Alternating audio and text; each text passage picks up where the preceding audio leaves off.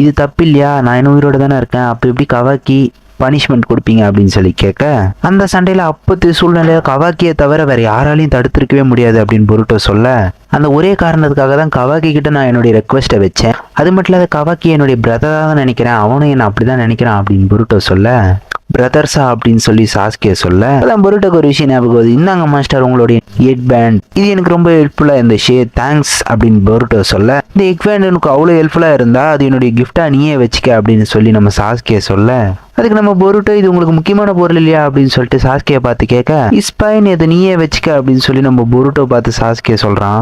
இதை சொல்லி முடிச்ச பொருட்டோ அப்படியே சந்தோஷத்துல தைக்கான்னு குதிச்சுக்கிட்டு இருக்க, தேங்க்ஸ் ஓல்டு மேன், இந்த எக் பேண்ட் என்னுடைய பொக்கிஷமா வச்சுக்குவேன் அப்படின்னு சொல்லிட்டு பொருட்டோ சொல்றான்.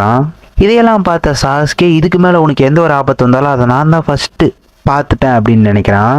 அப்படியே அங்கேருந்து எடுத்த பில்டிங்ல இருந்து நம்ம இப்படி ஃபுல் வீடியோ வேணும்னா ஏரோ கார்டு எடுத்து கிளிக் பண்ணி பாருங்க.